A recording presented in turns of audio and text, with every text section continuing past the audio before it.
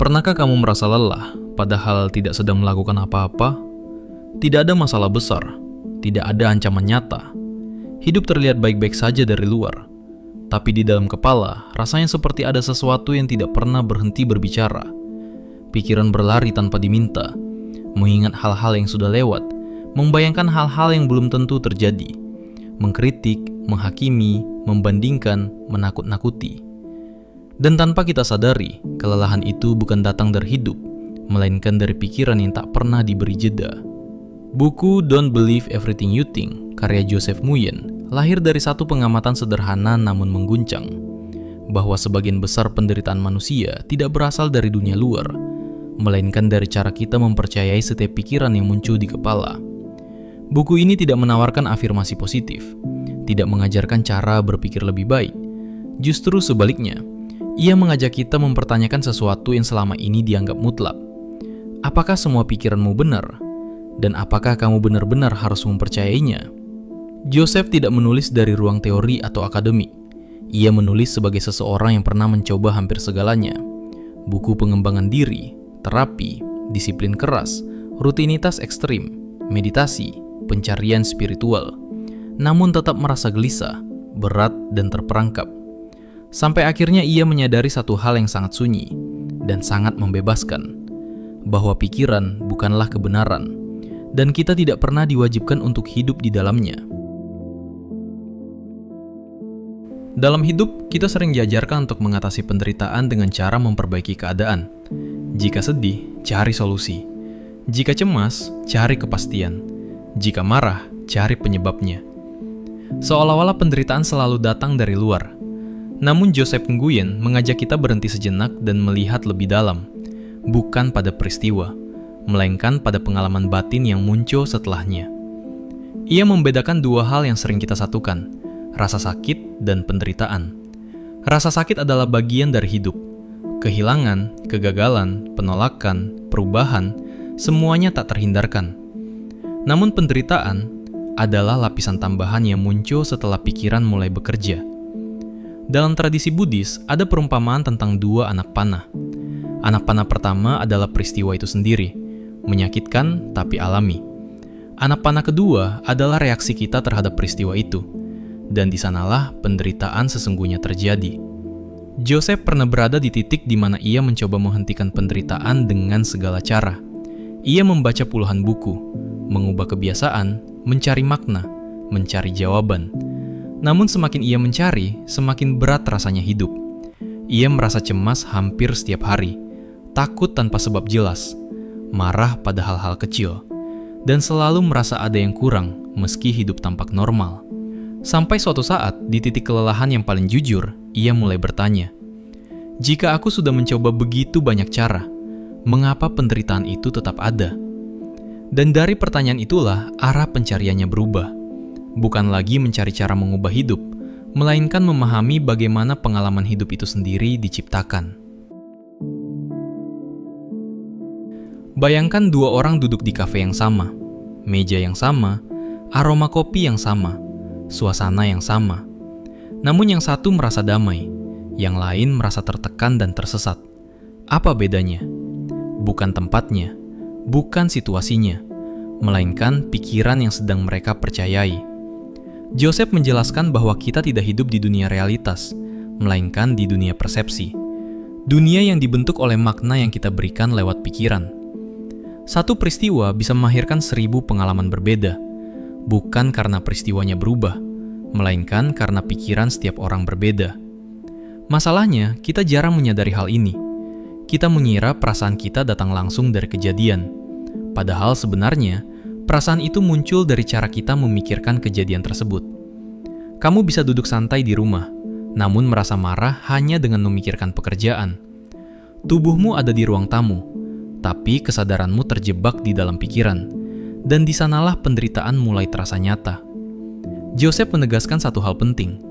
Kita hanya bisa merasakan apa yang sedang kita pikirkan, bukan dunia yang menyakitimu, melainkan cerita yang terus diputar di kepala tentang dunia itu. Dan selama cerita itu dipercaya tanpa disadari, kita akan terus hidup di dalamnya. Sejak kecil, kita tumbuh dengan satu asumsi yang hampir tidak pernah dipertanyakan, bahwa suara di kepala kita adalah kita. Suara yang menilai, suara yang mengingat, suara yang mengkhawatirkan masa depan, suara yang berkata, kamu kurang, atau kamu harus lebih. Tanpa sadar, kita melekat sepenuhnya pada suara itu. Namun Joseph Nguyen mengajak kita melihat sesuatu yang sangat sederhana dan sangat mengganggu bagi ego. Jika kamu bisa mendengar pikiranmu, maka siapa yang sedang mendengarkan? Pikiran adalah sesuatu yang muncul, datang, lalu pergi. Kadang keras, kadang sunyi. Tapi kesadaran yang menyadari pikiran itu selalu ada. Disitulah letak kebebasan pertama yang sering terlewat. Kamu bukan pikiranmu. Kamu adalah kesadaran yang melihat pikiran itu terjadi. Masalahnya bukan karena pikiran muncul, itu alami. Itu mekanisme bertahan hidup manusia. Masalahnya adalah saat kita mempercayai setiap pikiran seolah itu kebenaran mutlak. Saat satu pikiran berkata, aku gagal, dan kamu langsung tenggelam di dalamnya. Saat pikiran lain berkata, ini tidak akan berhasil, dan tubuhmu langsung menegang. Padahal pikiran itu hanyalah peristiwa mental, bukan perintah, bukan fakta, dan bukan identitasmu. Joseph menulis bahwa penderitaan bukan berasal dari pikiran itu sendiri, melainkan dari kepercayaan tanpa sadar terhadapnya. Begitu kamu mulai melihat pikiran sebagai sesuatu yang lewat, bukan sesuatu yang harus diikuti, jarak kecil muncul. Dan di jarak itulah ketenangan mulai terasa. Salah satu pemahaman paling penting dalam buku ini adalah perbedaan antara thoughts dan thinking. Keduanya terdengar mirip, tapi dampaknya sangat berbeda. Thoughts, pikiran, muncul secara alami, tanpa usaha, tanpa paksaan.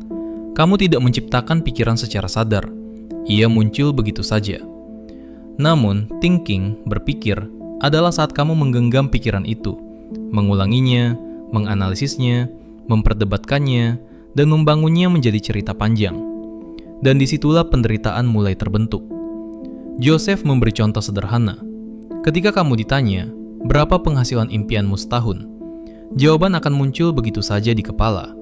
Itu thought, netral, ringan, bahkan mungkin terasa menyenangkan. Namun saat kamu mulai berpikir tentang jawaban itu, tidak mungkin, siapa aku? Aku tidak sepintar mereka. Aku terlambat. Perasaan berubah. Tubuh menjadi berat. Hati mengerut. Kecemasan muncul. Bukan karena jawabannya salah, melainkan karena thinking mulai mengambil alih. Joseph menekankan satu hal penting. Bukan apa yang kamu pikirkan yang menyakitkan, tapi fakta bahwa kamu sedang berpikir. Thoughts bersifat kreatif, thinking bersifat membatasi. Thoughts terasa luas dan hidup, thinking terasa sempit dan menekan. Dan tubuh kita sebenarnya tahu perbedaannya. Perasaan adalah kompas alami. Saat kamu merasa ringan, terbuka, dan hidup, kamu sedang tidak berpikir. Saat kamu merasa berat, gelisah, atau terjebak, itu tanda bahwa thinking sedang berjalan terlalu jauh.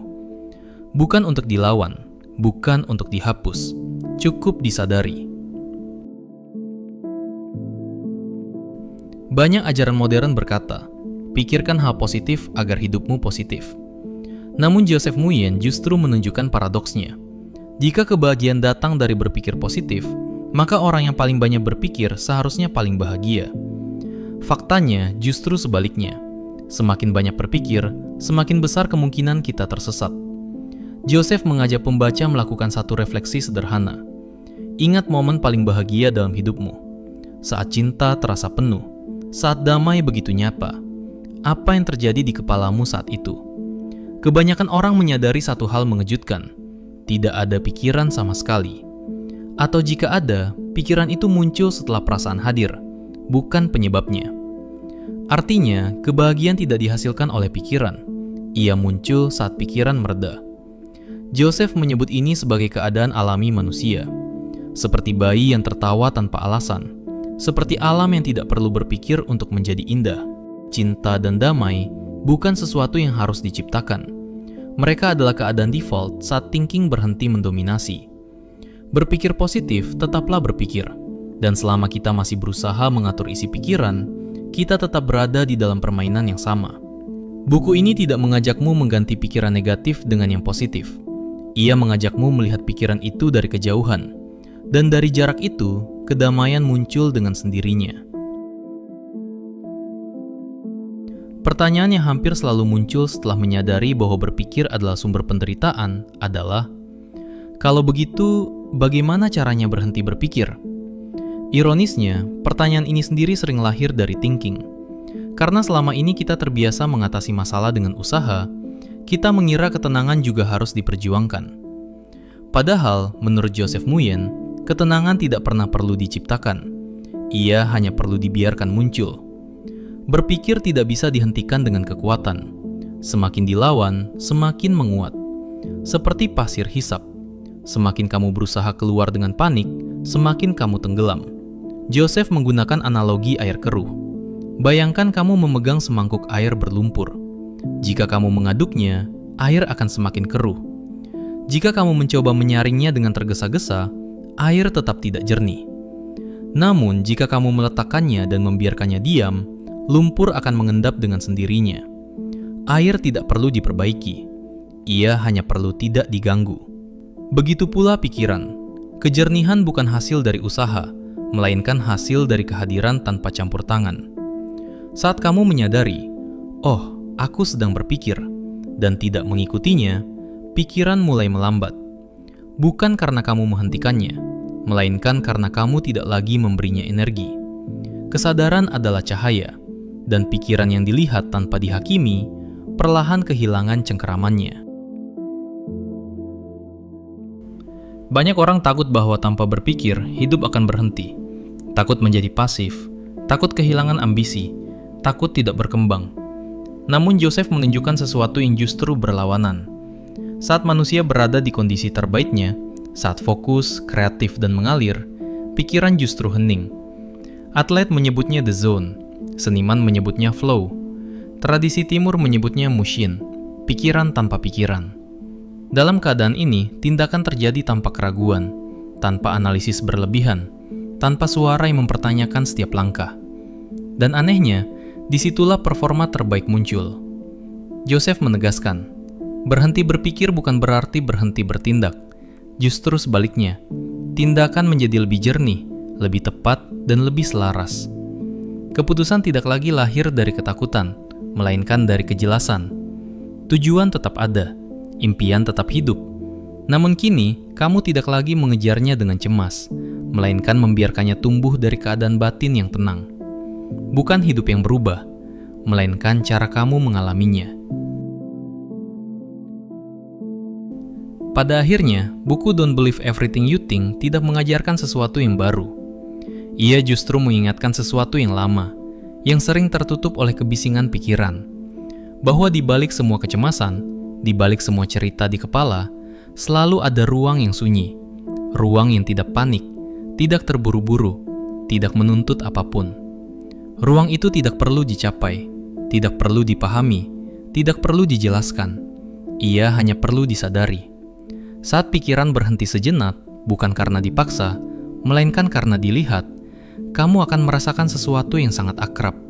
Seperti pulang, seperti mengingat diri sendiri, seperti meletakkan beban yang tidak pernah benar-benar harus kamu bawa. Dan mungkin, di sanalah inti kebebasan itu berada. Bukan di masa depan, bukan di versi diri yang lebih sempurna, tapi di momen ini, saat ini. Ketika kamu menyadari bahwa kamu tidak harus mempercayai setiap pikiran yang muncul di kepalamu. Diamlah sejenak, tarik napas, dan rasakan ketenangan yang selama ini tidak pernah pergi, hanya menunggu kamu berhenti mendengarkan suara yang salah.